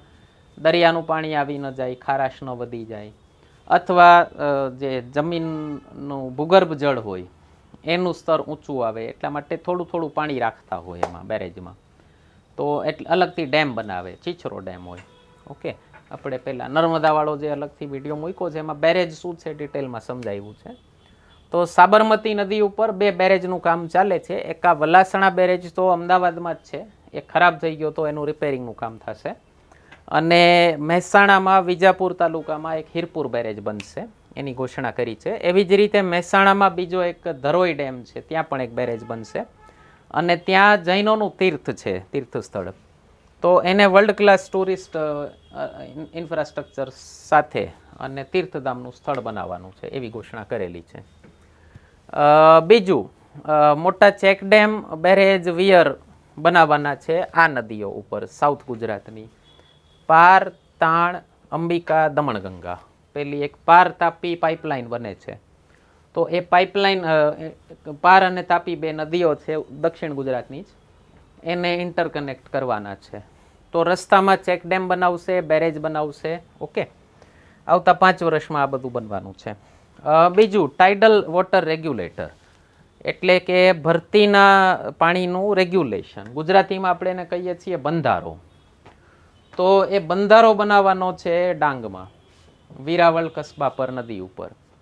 એનું કારણ છે દરિયાના મોજાનું જે પાણી આવતું હોય તો દરિયાકાંઠાના વિસ્તારને ખારાશવાળી જમીન કરી નાખે, એટલે એનો ફ્લો અટકાવવા માટે, એનો ફ્લો ઓછો કરવા માટે, તો એને કહેવાય બંધારો. તો એ બંધારો બનવાનો છે ડાંગમાં. નલ સે જલ યોજના, જે મોદીજીની અગેન એક ડ્રીમ પ્રોજેક્ટ છે, કે 2022 સુધીનું હતું, કોરોનાના કારણે 24 સુધી લંબાઈ ગયું છે, કે જ્યારે 75 વર્ષ થાય ભારતની આઝાદીના, ત્યારે દરેક વ્યક્તિનું રહેવાનું ઘર હોય, ઘરમાં નળ આવતું હોય, નળમાં પાણી હોય. તો ગુજરાતમાં 93% ઘરો સુધી નળનું પાણી પહોંચી ગયું છે. અગેન ભારતમાં પહેલો રેન્ક છે ગુજરાતનો, આટલું કવરેજ નથી થયું એકેય સ્ટેટમાં. પાણીની તંગી માટે ખાસ કરીને સૌરાષ્ટ્રમાં પાણીની તંગી વધારે છે, સૌરાષ્ટ્ર કચ્છમાં. તો એના માટે ડિસેલિનેશન પ્લાન્ટ બનાવવાના છે 27 કરોડ લીટરની કેપેસિટીના. તો મુન્દ્રા, માંડવી, દ્વારકા, પોરબંદર, સૂત્રાપાડા, રાજુલા અને ઘોઘા. ઓકે, તો આ ટાઈપનો હોય ડિસેલિનેશન પ્લાન્ટ. તમે જોઈ શકો છો, અહીંયાથી દરિયાનું પાણી આવે, અહીંયા પ્રોસેસ કરે અને પછી એને ઉપયોગમાં લે. નેક્સ્ટ આવીએ હેલ્થ રિલેટેડ સ્કીમ્સ ઉપર. એક ખિલખિલાટ સ્કીમ ચાલુ કરી છે. આ રીતની ખિલખિલાટ એક એમ્બ્યુલન્સ, પિંક કલરની એમ્બ્યુલન્સ ચાલુ કરી છે નાના બાળકો માટે. તો કેન્દ્ર સરકારની એક યોજના છે જનની શિશુ સુરક્ષા યોજના, અને એ યોજનામાં જન્મ થાય, હોસ્પિટલમાં જન્મ કરાવવા માટેની વધારે પ્રોત્સાહન કરવા માટેની યોજના છે. તો જન્મ થઈ જાય પછી માતા અને બાળકને સરકારી એમ્બ્યુલન્સ ઘરે મૂકવા જાય છે ફ્રી ઓફ કોસ્ટ. તો એના માટે ઘણા અલગ અલગ સ્ટેટ્સે પોતપોતાની એમ્બ્યુલન્સને અલગ અલગ નામ આપ્યા છે. ગુજરાતે એનું નામ આપ્યું છે ખિલખિલાટ. તો એ 90 નવી ખિલખિલાટ એમ્બ્યુલન્સ આ વર્ષના બજેટમાં અપાશે, એટલે આ વર્ષે નવી 90 એમ્બ્યુલન્સ એડ થશે એમાં. બીજું 2 ટર્મ્સ છે CHC અને PHC, કમ્યુનિટી હેલ્થ સેન્ટર અને પ્રાઇમરી હેલ્થ સેન્ટર. તો શહેરી ગરીબો માટે, જે ગામડાના લોકો શહેરોમાં આવી ગયા પણ ઘણી વખત ગામડા કરતાં ખરાબ હાલત થતી હોય અને પૈસાને ટકે બહુ વાંધો હોય, તો સ્ટાર્ટિંગમાં ખર્ચ માટે બહુ તકલીફ થતી હોય લોકોને, તો એના માટે હેલ્થ સેન્ટર્સ ગ્રામ્ય ગરીબી માટે, શહેરી ગરીબો માટે, અર્બન એરિયાઝ માટે ચાલુ કરવામાં આવશે, જે પ્લાનિંગ હતું એ પ્રમાણે. અને 1238 નવી પોસ્ટ બનવાની છે હેલ્થ વર્કરની, જે લોકો તૈયારી કરતા હો નર્સિંગ વગેરેને, તો એના માટે સારી ખબર છે. ઓકે, બીજું જે ઓછા ડેવલપ્ડ તાલુકા છે, એક અમદાવાદનો સિંગરવા તાલુકો, બનાસકાંઠાનો ડીસા તાલુકો, ત્યાં સબ ડિસ્ટ્રિક્ટ લેવલનું હોસ્પિટલ છે એને ડિસ્ટ્રિક્ટ લેવલનું હોસ્પિટલ કરાશે, એટલે એનું હોસ્પિટલ અપગ્રેડ થશે. આ એક યોજના છે, આગળ જતાં આપણે જોશું. એનું નામ છે રર્બન મિશન. રર્બન એટલે રૂરલ એરિયામાં અર્બન ફેસિલિટી પહોંચાડવી, એટલે ગ્રામ્ય વિસ્તારમાં શહેરી ફેસિલિટી પહોંચાડવાની. તો ગામડા ખાલી થતાં ઓછા બંધ થાય. તમે ગામડાના લોકો મોટાભાગે સિટી એટલા માટે જતા હોય કે કાં છોકરાની સ્કૂલ નહોતી મળી, કાં હેલ્થ વાઇઝ કોઈક તકલીફ થઈ હતી. ઓકે, અને ઇન્ફ્રાસ્ટ્રક્ચર શહેરોનું એક થોડુંક આકર્ષણ કરતું હોય, બાકી કોઈ પોતાનું ઘર છોડીને જાય નહીં. તો જો ગ્રામ્ય વિસ્તારમાં અમુક ફેસિલિટીઝ પહોંચાડી દો, જેમ કે 12મા સુધીની સ્કૂલ ખુલી જાય, હેલ્થ સેન્ટર ખુલી જાય, તમારે બેઝિક ફેસિલિટી મળી જાય એવા હોસ્પિટલ ખુલી જાય, નલ સે જલ પાણી જો ઘરે આવતું હોય, એલપીજી મળી જાય, બેંક મળી જાય, એવા બેઝિક કામ જો થઈ જાય તો કોઈ ગામડું ખાલી ન કરે. તો એને કીધું છે રર્બન મિશન. તો આ રર્બન મિશનના ઘણા બધા પ્રોજેક્ટ્સ છે. એમાંનું એક આ છે કે નાના તાલુકાઓ જે હોય, જે ઓછા ડેવલપ થયેલા તાલુકા હોય, સિંગરવાના લોકોને અમદાવાદ ન જવું પડે હેલ્થ માટે, એવી જ રીતે ડીસાના લોકોને અમદાવાદ ન જવું પડે. ઓકે, તો એનું હોસ્પિટલ અપગ્રેડ કરે. 100 બેડનું એક હોસ્પિટલ બનાવવાના છે વાપીમાં. ઊંઝામાં અગેન સબ ડિસ્ટ્રિક્ટ લેવલનું હોસ્પિટલ છે, એને 100 બેડનું હોસ્પિટલ બનાવશે. હેલ્થ સેક્ટરમાં નવા અમુક એવેન્યુઝ, નવા અમુક એરિયા ચાલુ થયા છે, જેને કહેવાય છે Tally radiology, Tally ICU, telemedicine, Tally mental health system. અત્યારે કોરોનાવાળા કાળમાં ટેલી મેન્ટલ હેલ્થ સર્વિસનો સૌથી વધુ ઉપયોગ કર્યો લોકોએ. તમે કદાચ છાપામાં વાંચ્યું હોય કે કોકે કીધું હોય કે પતિ સાથે ઝઘડા વધી ગયા છે આ કોરોનામાં, અને ગમતું નથી, ડિપ્રેશનમાં વયા ગયા છે, અને એ બધા Tally mental health system. Okay, તો આ બધામાં રિસર્ચ માટે ના એવેન્યુઝ અત્યારે આઈડેન્ટિફાઈ કર્યા છે કે પ્રોત્સાહિત કરવામાં આવશે. 100 નવી એમ્બ્યુલન્સ વેન ખરીદવામાં આવશે, 10 નવી મોબાઈલ સંજીવની વેન ખરીદવામાં આવશે. પછી એક બહુ સરસ સ્કીમ છે સિનિયર સિટીઝન્સ માટે, 60+ લોકો માટે લેબોરેટરી ટેસ્ટ કલેક્શન ઘરે આવીને કરી જશે સરકારી હોસ્પિટલમાંથી. ઓકે, બીજું 15 મોબાઈલ હેલ્થ યુનિટ બનાવવાના છે મોટરસાઇકલ ઉપર બેઝડ. એટલે ગામડા સુધી જો આખું તમે ઈંટવાળું સ્ટ્રક્ચર ન પહોંચાડી શકો તો બાઇક ઉપર હેલ્થ ફેસિલિટી પહોંચાડવાનો પ્લાન છે. છોટાઉદેપુર અને કચ્છમાં જેટલા પણ પ્રાઇમરી હેલ્થ સેન્ટર છે, પ્રાથમિક સારવાર કેન્દ્રો હોય, એ 24 કલાક ચાલુ રહેશે. 31 મેડિકલ કોલેજ અત્યારે ગુજરાતમાં ચાલે છે. મોદીજીનો એક પ્લાન હતો, મુખ્યમંત્રી હતા ત્યારે જ પ્લાન હતો કે દરેક જિલ્લામાં એક મેડિકલ કોલેજ હોવી જોઈએ. પ્રધાનમંત્રી બન્યા પછી 2024 સુધીનો એમનો ટાર્ગેટ છે કે લોકસભાની 543 કન્સ્ટિટ્યુઅન્સીમાં એક મેડિકલ કોલેજ હોવી જોઈએ. અને પછીનો પ્લાન છે નેક્સ્ટ કે 700 જિલ્લા છે ભારતમાં, તો 700 જિલ્લામાં એટલીસ્ટ એક મેડિકલ કોલેજ હોવી જોઈએ. એટલે આજે યુક્રેનવાળું જે તકલીફ થઈ, આટલા બધા હજારો છોકરા ભારતના વિદેશ MBBS ભણવા જાય છે, એનું એક મોટું કારણ છે રિઝર્વેશનની ફાઇટ થતી હોય, એ બધાનું મોટું કારણ છે કોલેજીસ નથી. ઓકે, તો આપસમાં જ થોડીક સીટમાં બાઈજે રાખવું એના કરતાં બેટર છે સીટ જ વધારી દો. અને જો ડૉક્ટર્સ વધી જાય તો દવાની કોસ્ટ પણ ઘટી જાય, ડૉક્ટર્સમાં પણ કોમ્પિટિશન આવે, તો એ કોમ્પિટિશન જરૂરી છે. અત્યારે જે અતિ પૈસા ચાર્જ થવા માંડ્યા છે, 800 રૂપિયા અને 1000 રૂપિયા અને 1500 રૂપિયા ખાલી કન્સલ્ટેશનના, અને એમાંય મરદના દીકરા 5 મિનિટ જવાબ ન આપે, આપણને સવાલ પૂછો તો ખરા થઈ જાય. તો નિયમ પ્રમાણે 15 મિનિટ એ લોકોએ જવાબ આપવી જોઈએ અને મોબાઈલ મૂકીને આપવી જોઈએ. નથી કરતા કારણ કે સપ્લાય ઓછી છે, ડિમાન્ડ વધારે છે. તો 31 મેડિકલ કોલેજ અત્યારે ગુજરાતમાં ઓલરેડી ચાલે છે, ચાલુ થઈ ગઈ છે. Okay, 5 medical college under construction છે, બને છે, અને પ્લસ એના ઉપરાંત 3 નવી મેડિકલ કોલેજનું આ બજેટમાં જોગવાઈ કરી છે. બોટાદ નવો જિલ્લો બન્યો છે 2013માં, જામખંભાળિયા દેવભૂમિ દ્વારકાનું હેડક્વાર્ટર છે, એ પણ નવો જિલ્લો, અને વેરાવળ ગીર સોમનાથ જે નવો જિલ્લો બન્યો એનું. બીજો એક માસ્ટર પ્લાન પ્રોજેક્ટ છે ગવર્મેન્ટ મેડિકલ કોલેજમાં અલ્ટ્રા મોડર્ન ફેસિલિટી આપવાનો, અને એમાં અમુક કોલેજીસ આઈડેન્ટિફાઈ કરી છે જેને અલ્ટ્રા મોડર્ન કરી નાખશે. અમદાવાદ, રાજકોટ, ભાવનગર, જામનગર, સુરત. બીજું SG હોસ્પિટલ જે અમદાવાદનું છે એનું મોડર્નાઇઝેશન થશે, અને ત્યાં 3 એરિયાઝ મેઇન ફોકસ કર્યા છે કે બધી ટાઈપની ફેસિલિટી મળી જાય પેશન્ટને, એટલે ગુજરાત બહાર ન જવું પડે તમારે. તો સ્પાઇન, કરોડરજ્જુ, કિડની, ગુર્દા, અને ઓપ્થેલ્મિક એટલે કે આંખને લગતી તકલીફો. કાર્ડિયાક હેલ્થ માટે જે હૃદય રોગની સમસ્યાઓ હોય એના માટે અલ્ટ્રા મોડર્ન એક લેબોરેટરી ખોલવાના છે વડોદરાની હોસ્પિટલમાં. અમદાવાદના સિવિલ હોસ્પિટલમાં રિનોવેશન ચાલુ જ છે, એ દોર ચાલુ છે. લગભગ એશિયાનું લાર્જેસ્ટ કે સેકન્ડ લાર્જેસ્ટ હોસ્પિટલ છે, તો 900 બેડની નવી ફેસિલિટી બનશે, ત્યાં રિનોવેશન કરવાના છે. રાજકોટનું જે PDU હોસ્પિટલ છે, પંડિત દીનદયાલ ઉપાધ્યાય હોસ્પિટલ, ત્યાં એક અલગથી બાળકો માટેનું અને માતૃત્વ માટેનું મેટર્નિટી એન્ડ ચાઇલ્ડ હોસ્પિટલ બનશે 500 બેડવાળું અલગથી. એક નવી મેડિકલ યુનિવર્સિટી બનાવવાના છે ખાસ રિસર્ચ માટે.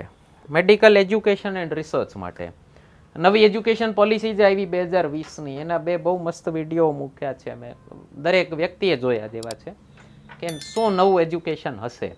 તો એમાં સૌથી વધુ ફોકસ કર્યું છે એ લોકોએ રિસર્ચ ઉપર, કે યુનિવર્સિટી કેવી હોવી જોઈએ, તો કે રિસર્ચ કરે એને જ યુનિવર્સિટી કહેવાય.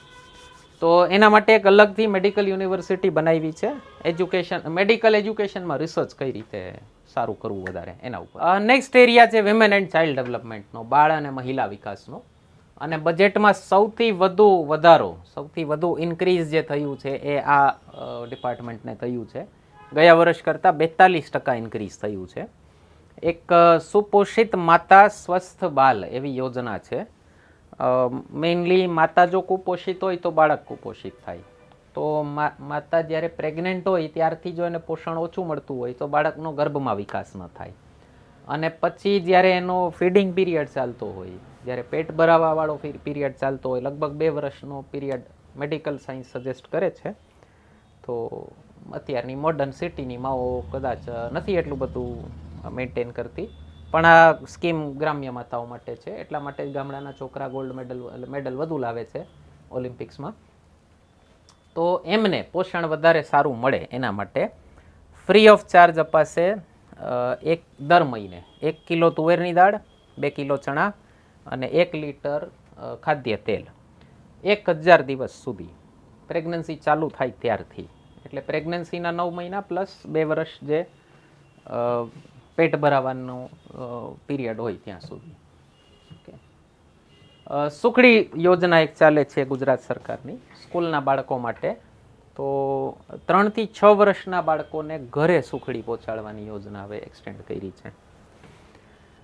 હજી સુધી સ્કૂલમાં જ અપાતી હતી. બીજું, એડોલેસન્ટ ગર્લ્સ એટલે 11 થી 18 વર્ષની છોકરીઓ, પછી પ્રેગ્નેન્ટ થઈ હોય એવી છોકરીઓ, અને જેને હજી નવું છોકરું થયું છે અને પેટ ભરાવાનો પીરિયડ ચાલે છે, તો એમને ટેક હોમ રાશન અપાશે ફ્રી ઓફમાં. કારણ અગેન એ જ છે કે માતા જો કુપોષિત હશે તો બાળક કુપોષિત હશે. અને આપણા દેશમાં નાના હોય ત્યારથી છોકરા છોકરીનો ભેદભાવ છે, હજી પણ ઘણો બધો છે. એટલે દીકરાના પોષણમાં વધારે ધ્યાન અપાતું હોય, દીકરીના પોષણમાં ઓછું ધ્યાન અપાતું હોય, એવું પણ હજી ઘણા પરિવારોમાં જોવા મળે છે. એટલા માટે છોકરીઓ માટેની આ યોજના છે. બીજું, છોકરીઓ માટેની જે યોજનાઓ હોય એની પાછળનો એક હેતુ એ પણ હોય કે મા બાપને છોકરીનો ખર્ચો ભારરૂપ લાગે તો પેલું દૂધ પીતી બાળકીવાળી જે કુપ્રથા આપણે હજી ઘણી જગ્યાએ જોવા મળી જાય છે.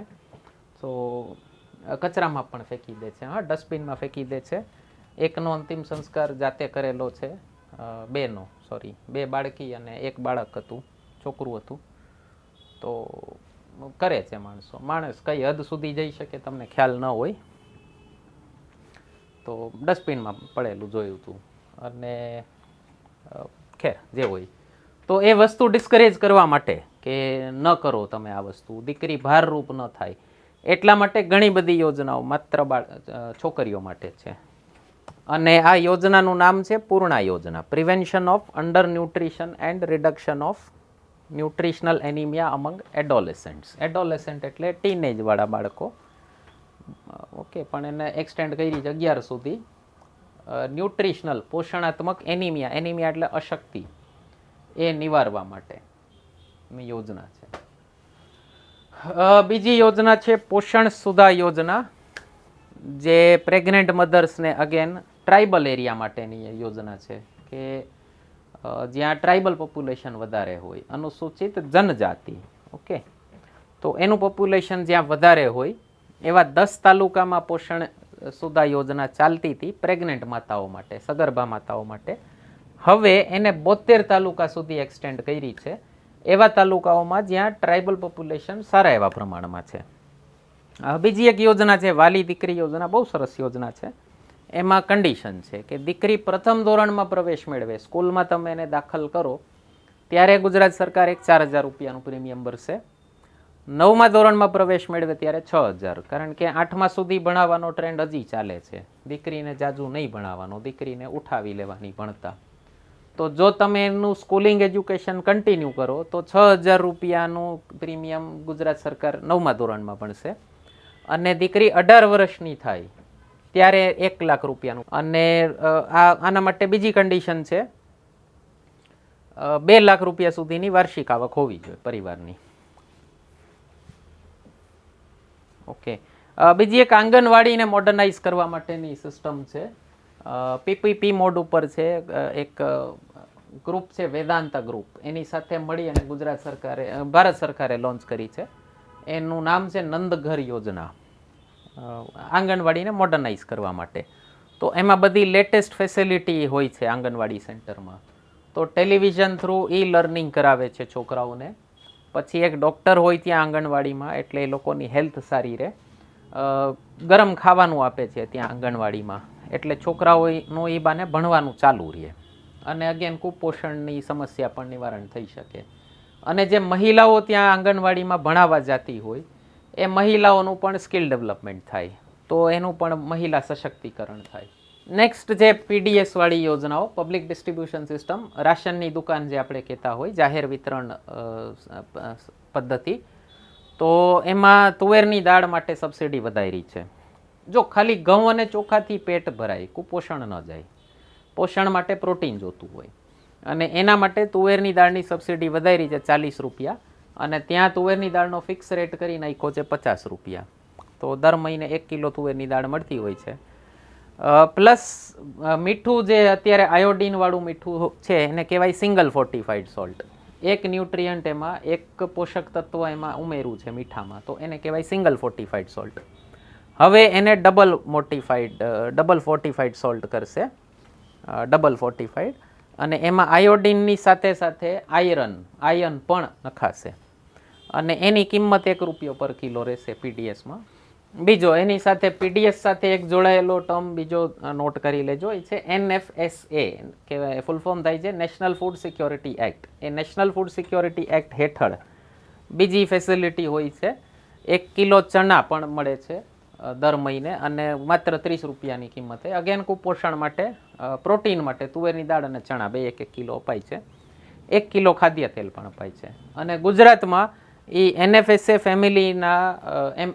ફેમિલીની સંખ્યા 70 લાખ છે, એટલા બેનિફિશિયરી છે ગુજરાતમાં. નેક્સ્ટ આવીએ એજ્યુકેશન ઉપર. સ્કૂલ્સ ઓફ એક્સેલન્સનું એક મિશન ગયા વર્ષથી ચાલુ થયું હતું કે સરકારી સ્કૂલોને અદ્યતન ફેસિલિટી, બધી એકદમ લેટેસ્ટ ફેસિલિટીથી સજ્જ કરવાની. તો એમાં એક કામ ચાલે છે કે જે ખરાબ થઈ ગયા હોય ક્લાસરૂમ, ડિલેપિડેટેડ, એટલે એકદમ ખખડધજ થઈ ગયા હોય ક્લાસરૂમ, એને રિપેર કરવાના અને નવા ક્લાસરૂમ બનાવવાના. તો અત્યારે 2,500 ક્લાસરૂમનું કામ ચાલુ છે. 10,000 નવા ક્લાસરૂમ આમાં ઇન્ક્લુડ થશે, કાં તો રિપેર કરે અથવા નવા બનાવે. રેસિડેન્શિયલ સ્કૂલ 50 ચાલુ થવાની છે. જ્ઞાન શક્તિ રેસિડેન્શિયલ સ્કૂલ. રેસિડેન્શિયલ સ્કૂલ એટલે રહેવાનું પણ ત્યાં જ હોય. તો એમાં સોશિયલ પાર્ટનરશિપ મોડલ છે, એટલે કોઈક NGOને અથવા કોઈ કંપનીને પણ સાથે લઈ શકે. ઘણી બધી કંપનીઓ જે એના CSR રિસ્પોન્સિબિલિટી હોય તો એમાં સ્કૂલ પણ ખોલતી હોય છે, તો એની સાથે પાર્ટનરશિપ કરી શકે. અને એમાં 1 લાખ છોકરાઓને લાભ મળશે આ જ્ઞાન શક્તિ સ્કૂલનો. બીજું 595 સેકન્ડરી અને હાયર સેકન્ડરી સ્કૂલ, માધ્યમિક અને ઉચ્ચતર માધ્યમિક, 10મા સુધીની 12મા સુધીની 595 સ્કૂલમાં વોકેશનલ એજ્યુકેશન અપાશે. વોકેશનલ એજ્યુકેશન એટલે એવી શિક્ષા જેનાથી તમને ડાયરેક્ટલી કંઈક રોજગાર મળી શકે. ઓકે, કોઈક સ્કિલ ડેવલપમેન્ટવાળી શિક્ષા હોય. અને નવી શિક્ષણ નીતિમાં વોકેશનલ એજ્યુકેશન ઉપર ખૂબ ભાર દેવાયો છે. 8મા ધોરણથી 12મા ધોરણ સુધી વોકેશનલ એજ્યુકેશન ફરજિયાત હશે બધા બાળકો માટે. 6ઠાથી મરજિયાત હશે, 8માંથી ફરજિયાત હશે. તો એનું કારણ પેલી અનએમ્પ્લોયબિલિટી આપણે જોઈ કે ગ્રેજ્યુએટ છોકરા થઈ જાય પણ આવડતું કાંઈ ન હોય, ખાલી ગોખી અને ડિગ્રી લઈ લીધી હોય. ઓકે, બીજું છે 245 કસ્તુરબા ગાંધી વિદ્યાલય ખોલવામાં આવશે. એ છે રિમોટ અને ઇન્ટિરિયર એરિયાઝ માટે.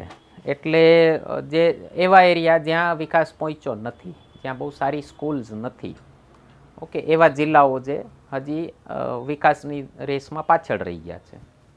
તો એમાં 245 કસ્તુરબા ગાંધી વિદ્યાલયો ખુલશે, જેનાથી અંદાજિત 27,000 છોકરીઓને લાભ મળશે અને ત્યાં free lodging and boarding facility હશે, એટલે ત્યાં રહેવા ખાવાનું પણ મફત હશે બાળકીઓ માટે, છોકરીઓ માટે છે.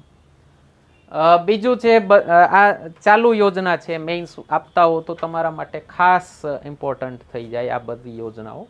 માની લો જીપીએસસી એવો ક્વેશ્ચન પૂછી નાખે કે બાળ મહિલા વિકાસ માટે કયા કયા કાર્યો કરે છે ગુજરાત સરકાર અત્યારે, તો આ બધા આંકડા જો જોયું હોય તો ધ્યાનમાં રહે તમારે.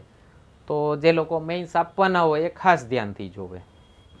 આ બધી ઓનગોઈંગ યોજનાઓ છે. ગુજરાતમાં અત્યારે 2,30,000 છોકરાઓને જો એની સ્કૂલ એના ઘરથી 1 કિલોમીટર કરતાં વધારે અંતર ઉપર હોય તો એને ફ્રીમાં ટ્રાન્સપોર્ટેશનની ફેસિલિટી અત્યારે ગુજરાત સરકાર આપે છે. બીજું, દરેક સ્કૂલ સુધી ઇલેક્ટ્રિસિટી અને પીવાનું પાણી પહોંચાડવાની જોગવાઈ આ બજેટમાં કરી છે. અને 12મા ધોરણ સુધી જેટલા પણ છોકરા સરકારી કે ગ્રાન્ટ ઇન એડ સ્કૂલમાં ભણતા હોય એને અત્યારે free of cost text book અપાય છે. ઓકે, આ પણ ઓનગોઈંગ યોજના છે. સૈનિક સ્કૂલ ભારત સરકાર ચલાવે છે, એક આપણે બાલાછડીમાં છે, બહુ સરસ કામ કરે છે. તો એ સૈનિક સ્કૂલની પેટર્ન ઉપર ગુજરાત સરકાર રક્ષા શક્તિ સ્કૂલ ખોલવાની છે એવી જોગવાઈ કરી છે આ બજેટમાં. અને એક સંસ્કૃત શક્તિ ગુરુકુલ યોજના ચાલુ કરી છે, એના માધ્યમથી નવા ગુરુકુલો ખોલવાના છે. આપણી જે સાંસ્કૃતિક ભાષા છે, આપણી સંસ્કૃતિ શબ્દ જે સંસ્કૃત ઉપરથી આવ્યું છે, ઓકે, તો એ ભાષા આપણે ધ્યાન દીધું નથી. 75 વર્ષ થઈ ગયા આઝાદીના. લોકો તમને પૂછે કે ભારતની સંસ્કૃતિ શું, તો એની ઉપર આપણે હજી સુધી કામ નથી કર્યું. બહુ દેર આયે દુરુસ્ત નહીં કહું હું, બહુ મોડું કરી નાખ્યું, બડી દેર કરી દી મહેરબા આતે આતે.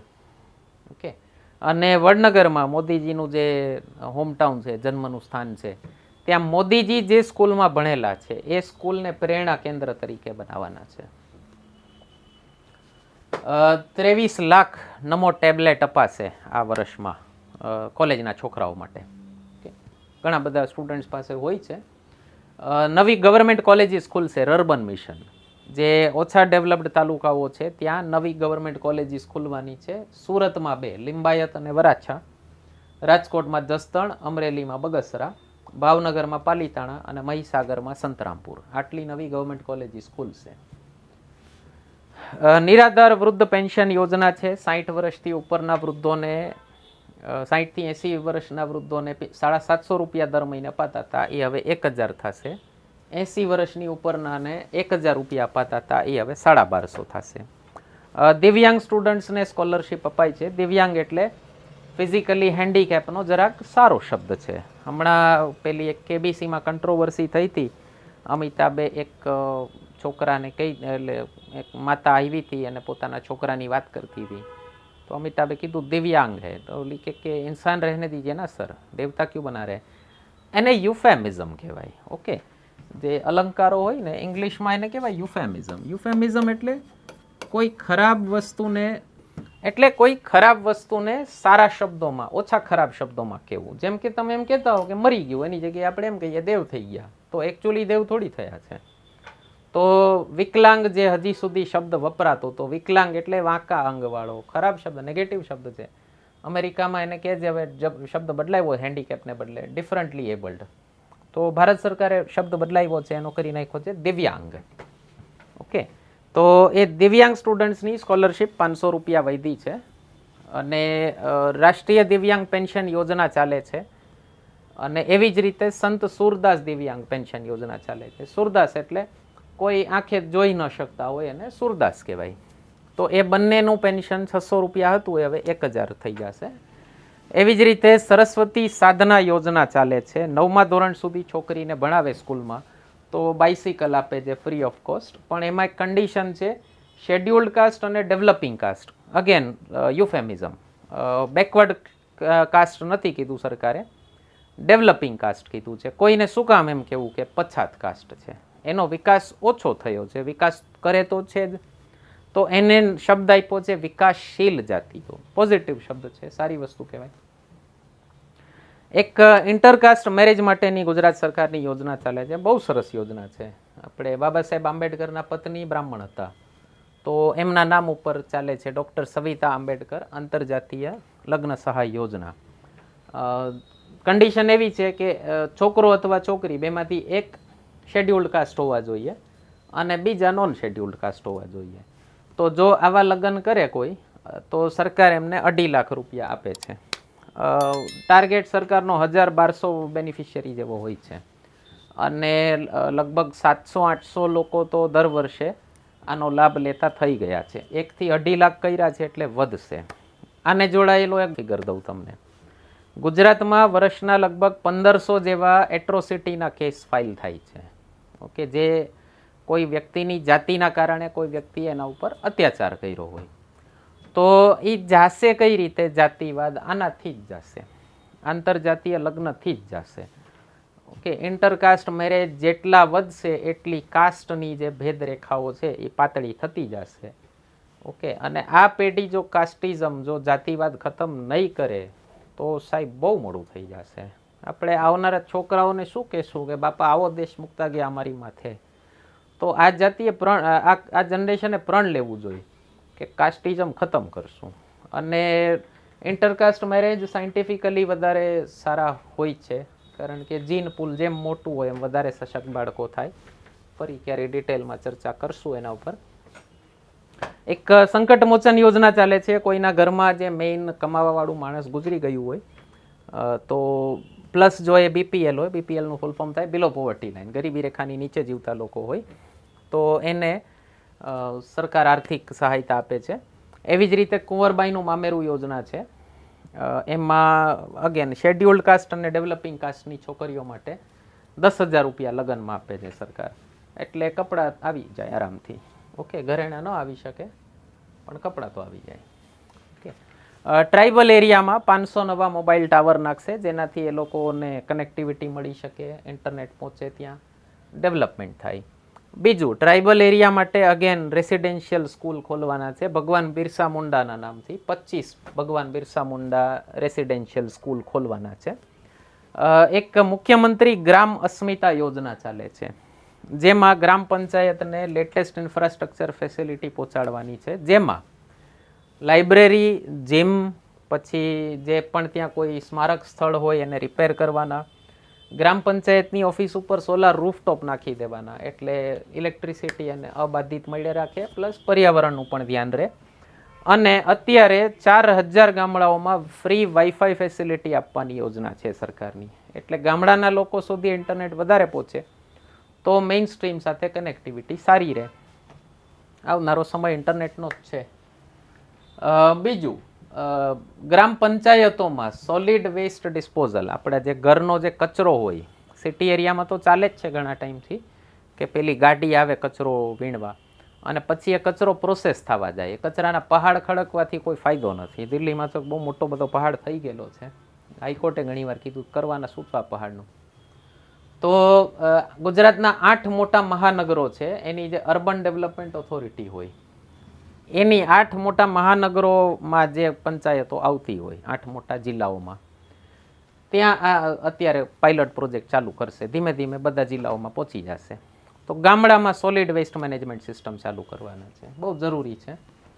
બીજું, સ્માર્ટ વિલેજ ડિક્લેર કરવાના ચાલુ કરવાની છે ગુજરાત સરકાર, અને એના માટેના માપદંડો આપ્યા છે. એક, રસીકરણ કેટલું છે તમારા ગામડામાં, જન્મ અને મૃત્યુની નોંધણી બરાબર થાય છે કે નહીં, તમારા ગામડામાં પાણીના કનેક્શન ઘરે ઘરે પહોંચ્યા છે કે નહીં, મહિલાઓ અને બાળકોમાં ન્યુટ્રિશનલ લેવલ કેવું છે, પોષણનું સ્તર કેવું છે, આ બધા માપદંડો કર્યા છે. એટલે ગામડા અને શહેર વચ્ચે જે ડિસ્પેરિટી છે, અસમાનતા છે, એ ઓછી કરવા માટે. ગામડા માટે અગેન પ્રધાનમંત્રી આવાસ યોજના ચાલે છે ગ્રામીણ. એમાં ગુજરાત સરકારે આવતા 2 વર્ષમાં 4 લાખ નવા ઘર બનાવવાના છે. અને શ્યામા પ્રસાદ મુખર્જી અર્બન મિશન, જેની વાત આપણે થઈ ગઈ છે, ગ્રામ્ય ક્ષેત્રમાં, રૂરલ એરિયામાં અર્બન ફેસિલિટી, શહેરી સુવિધાઓ પહોંચાડવા માટેનું. ગુજરાત ભારતના સૌથી વધારે અર્બનાઇઝ્ડ સ્ટેટમાંનું એક છે, સૌથી વધુ શહેરી વસ્તી ધરાવતા સ્ટેટ્સમાંનું એક છે. 48% વસ્તી અત્યારે શહેરી એરિયામાં રહે છે. શહેરી એરિયા એટલે જરૂર નહીં કે અમદાવાદ, સુરત, વડોદરા, રાજકોટમાં જ રહેતી હોય. જસદણ પણ સિટી છે. ઓકે, તો જ્યાં નગરપાલિકા થઈ ગઈ હોય તો એને શહેરી એરિયા કહેવાય, urban mission. Okay, urban mission એના માટેનું છે કે ગ્રામ્ય વિસ્તાર ઘટતો જાય, શહેરી વિસ્તાર વધતો જાય. કઈ રીતે? ત્યાં શહેરી સુવિધા પહોંચાડી અને એનું શહેરીકરણ કરવાનું છે. સંસ્કૃતિ વાઇઝ શહેરીકરણ કરવું જરૂરી નથી, ઇન્ફ્રાસ્ટ્રક્ચર વાઇઝ શહેરીકરણ કરવું બહુ જરૂરી છે. ઓકે, તો એના માટે એક સ્વર્ણ જયંતિ મુખ્યમંત્રી શહેરી વિકાસ યોજના ચાલતી હતી, મોદીજીએ ચાલુ કરી હતી, 2011માં ચાલુ કરી હતી, જ્યારે ગુજરાતના 50 વર્ષ પૂરા થયા ત્યારે.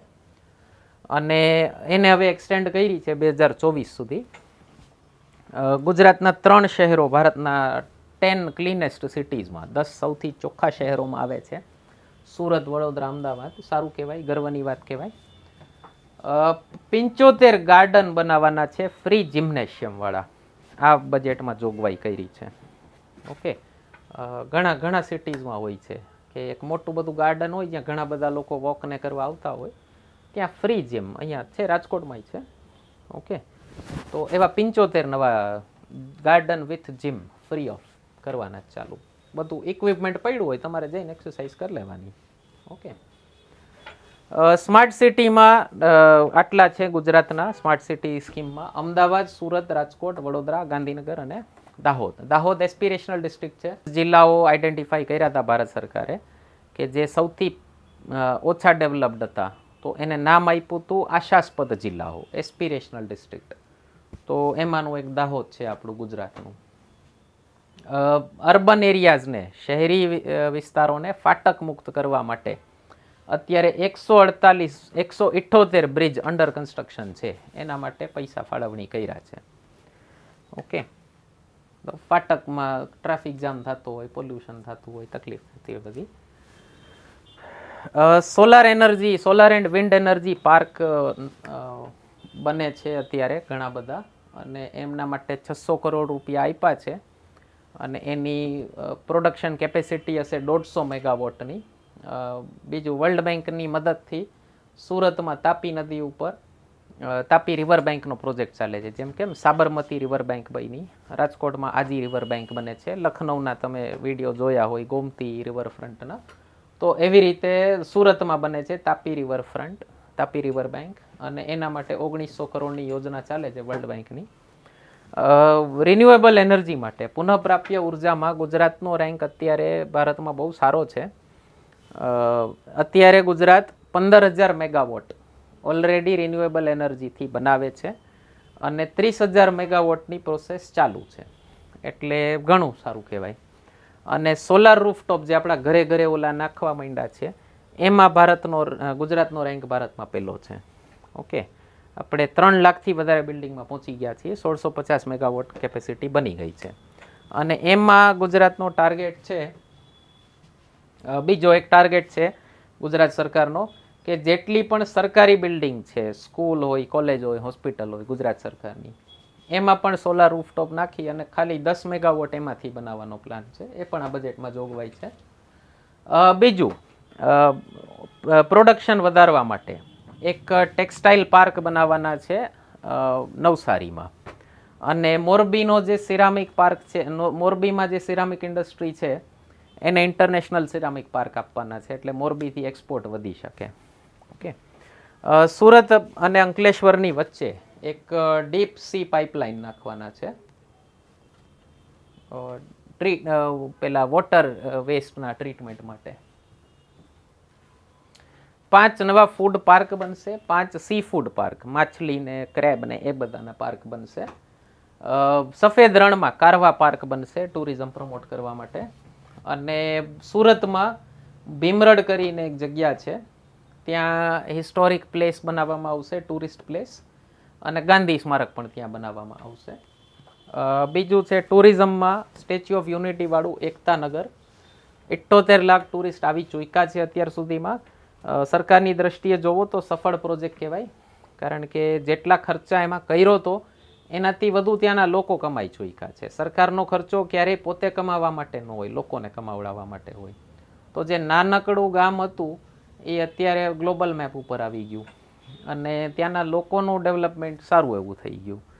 તો ત્યાં સબ ડિસ્ટ્રિક્ટ લેવલની હોસ્પિટલ છે, ત્યાં 100 બેડની હોસ્પિટલ બનાવવામાં આવશે, ટ્રોમા સેન્ટર બનાવવામાં આવશે. ત્યાં કોઈને અચાનક તબિયત બગડે તો બીજું ત્યાં એક ગુજરાત વંદના મ્યુઝિયમ બનાવશે, જેમાં મહાગુજરાત આંદોલન જે થયું હતું, મહારાષ્ટ્રમાંથી ગુજરાત અલગ થયું ત્યારની જે પણ બધી એક્ટિવિટી થઈ એના માટે એક મ્યુઝિયમ બનાવવામાં આવવાનું છે.